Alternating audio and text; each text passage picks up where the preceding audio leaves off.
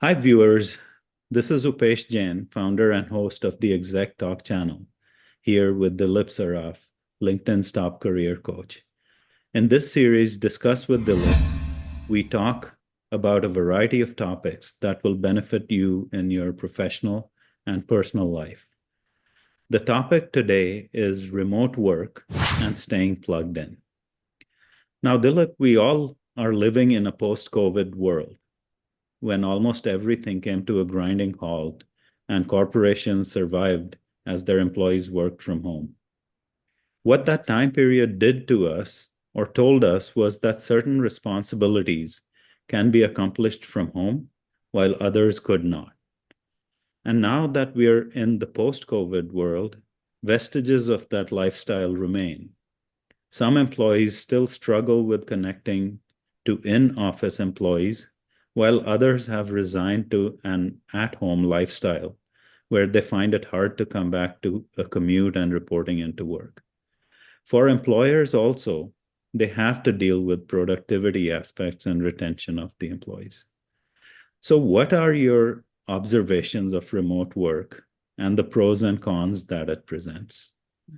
Kind of your view on that. Yeah, very good. I think COVID is now behind us, Mhm. but it has left some strong vestiges of its imprint in a way that has worked for some people well and has not worked well for others. But here is what I think is one way to understand the dynamic of remote work and hybrid work. So there are benefits to remote work. And clearly, you have a lot of flexibility in how you manage your day and flow of your personal activities with the work activities. So that's the benefit part of it. Mhm. But the downside of that is if you cannot separate the workspace from your home space in terms of who intrudes while you're having a conference with your boss or whatever into your home, Mhm. that can create some problems in how your image carries in your company. So you have to kind of make sure that your workspace is workplace just like your office Mhm. and isolate yourself from the home environment. And that's hard for some people because Right. in the middle of a conference call, a cat comes in and sits on the computer and all that kind of stuff. And it can be distracting. Right. So I think people have to manage that well. But those are some of the tactical stuff that I think people can learn how to manage. Mhm. But more importantly, what I find that has happened is there is a sense of isolation from remote work. Those who do not go to the place of work at all, they work only remotely. Mhm. And the sense of isolation is somewhat aggravating to people because they're not plugged into what used to be called office politics Mhm. or water cooler chat, those kinds of phrases. Some Right. people don't even know what they are. But people used to gather for coffee around, middle of the day or middle of the morning or whatever, and just not gossip, but just chat, see what's happening, what's not happening, and so forth. And that brought certain social coherence Mhm. to the whole work team, and that basically is lost in remote work. So what I suggest my clients to do is just don't rely on the interactions that happen on Zoom, for example, or Slack, or Mhm. however that your modality is of connecting with work teams, but just call up somebody and say, Jim, we always see each other in the meeting. I just want to check with you and see what's happening with you. Do you feel like you're plugged in? Do you feel like, you are productive in how you do it? Or do you think that you're better off coming to work or going to work and meeting with people and so forth? Just a check in. I call it a welfare check, right? Mhm. And do that even with your boss and say, boss, I talk to you only when every other week when you have a half-hour session and all we talk about is the status. But I just calling to check and see how you're doing. I want to thank you for supporting me during my wife's illness. Mhm. See what I'm saying? People don't do that. Yeah. And if they learn how to do that, I'm not saying it'll be a total compensation for social interactions at work physically, Mhm. but it offsets some of the isolation that is caused by this remote work and only getting on Zoom to the meetings, and that's the only interactions you have, You'll right? be more connected. Yeah. You'll be more connected and at a personal level. Right. Or to say, Jim, today's your son's birthday. I'm glad that, he came out of this thing that he had suffered from 2 years ago. Now he's probably in second grade. I'm really glad to see that. That kind of stuff we don't do. Hmm. I mean, we should do more. I said, some people do it, some people don't do it. So I think that that is one element of how you can take some initiatives on your own to neutralize some of this feeling of isolation. And psychologically, it can uh, create some mental problems for people. They feel isolated. And I mean, it has even happened to me because I used to see clients every day in my office, right? And I'll tell you my own story. Right. And so during the intensity of COVID, Hmm. all I did was Zoom sessions. And for almost a year, I had, because I didn't want to go out and didn't want to bring in the infection Interact. Yeah. home, although yeah, I was vaccinated and all that, but I just didn't want to take the risk.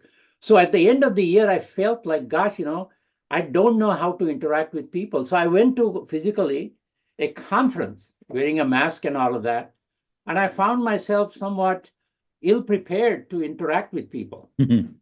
And I'm fairly a sociable person. Yeah. And I didn't know how to have the conversation. I didn't quite know how to engage. And I felt awkward for the first time because for a whole year I was isolated. You see what I'm saying? Right. But then I made a practice of going out every week for no reason at all, Hmm. but just to interact with people, because that's a social skill that rusts if you don't use it. And then Absolutely. all of a sudden you feel exposed. Yeah. Yeah, I think the water cooler talk that you mentioned and some of the intangible stuff Yeah, that goes on behind the scenes or informally is the glue that binds teams in my right, and also becomes a motivator for people's morale a right, lot of the exactly, times, right? right. And a So, lot of the times, ideas kind of spark in your head, and you go to the next cubicle and say, Sally, I mhm, came across this new way of structuring this architecture and see if it really improves the runtime. I'll draw it for you. That yeah. doesn't happen in the remote Right. work environment, right? So you And, need to figure out ways to get there in some mhm, um, ways, virtual ways, that is a proxy, a good proxy to how we do in a physical world. right. And also, I think personality types come into the picture also on Zoom calls because some people feel very comfortable voicing their opinions or discussing things Oh yeah, yeah, Zoom. yeah. Others might be more introverted and Correct. might not express themselves as much. That's even more so Yeah. on these Zoom calls. Some people are nervous talking on on a video because Yeah. they're conscious of themselves. Right. So all of those things matter. Sure. So the other side of this coin also is so while there's a desire to be social and deal with the intangible stuff, there might be a set of people who like staying at home, right? Who Correct. are perfectly in a comfort zone and don't want to return to work, perhaps because of lifestyle or what have you. I mean, some people might have other limitations, like they live in a studio apartment and they have kids or their cats or whatever in that studio apartment. So it's physically limiting to work.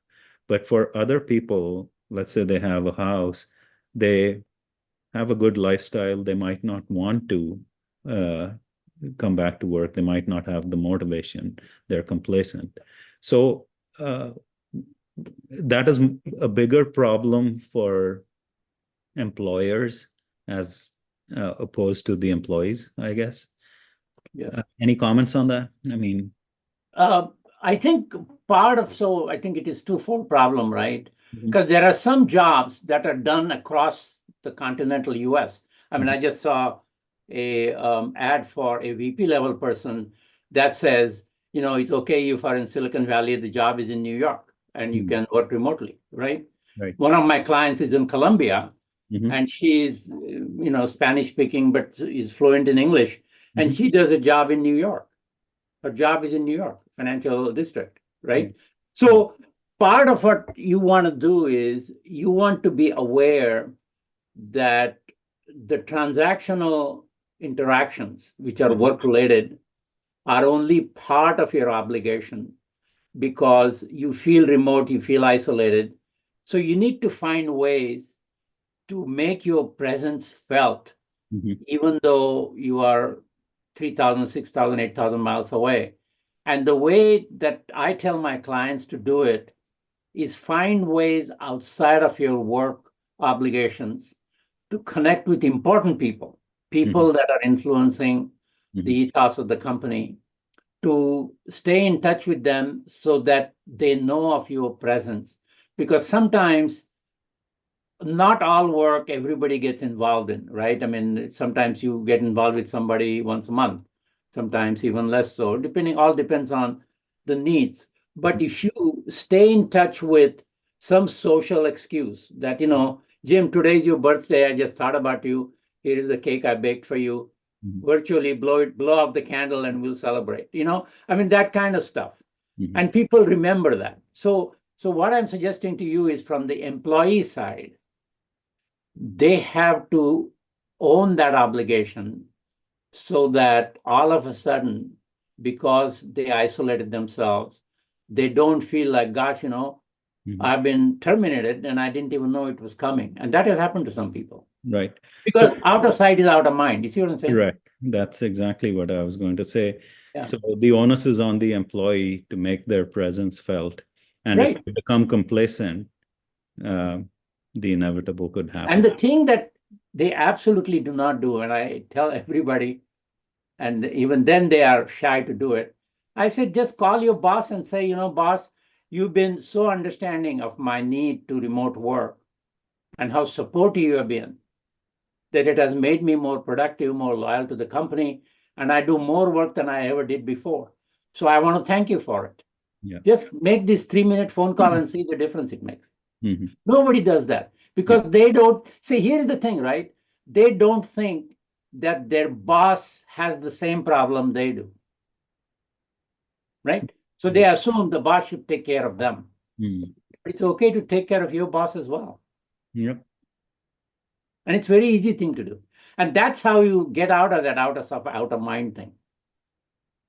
Okay. I don't know if that makes sense to you, but I No. ask my clients to do that. Yeah.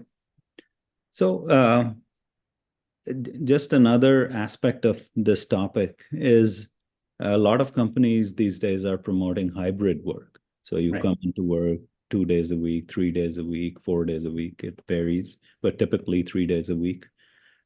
Is hybrid work the best answer to the problem? Because uh, the employee gets their flexibility and the employer gets their share of employee presence at the campus. And Yeah. so, I think it's a good compromise. It's a good compromise. And the question is, how do you really manage the logistics of it? And which 3 days, is it all same for everybody or mhm, it's staggered 3 days? I think all of that has to do with the logistical problem. But I think if people become aware of on both sides, mhm, employee sides and employer sides, that it's a different dynamic and we need to adjust our relationships and our interactions and our priorities differently, then I think there'll be less of a tension because remote work and hybrid work and physical work, they all have their demands that are met appropriately. You know what I'm saying? And yeah, it requires taking care of this and being aware of it. absolutely. All right, Dilip, thanks for your insight on this topic. And I'm sure, people are going through the throes of this change, but I'm sure with your insights, they'll benefit from it. And thanks. I would just add one more thing Yeah. that occurred to me because it happened to a client recently. Okay. She felt isolated. She said, I don't think anybody cares to talk to me and so forth. So Hmm. what I suggested to her was, why don't you take the initiative and call your colleagues and call Mhm. your boss, for example, and say that, I'm doing all the work and you told me that I'm doing great work and so forth, but I still feel like I'm not plugged in. So I just want to convey that to you. And if you have any tools or things, resources available, I would appreciate it. It's okay to just disclose that Mhm. state that you are in, Yeah, because many people are in that state and you think you are the only one. So right. sometimes you have to take that initiative and disclose that. And it's amazing how it brings people closer together. And that's all I want to say at the end here. Yeah. Well, great. Thank you, Dilip. And next time we'll be back with another interesting topic. Thank you. Very good topic.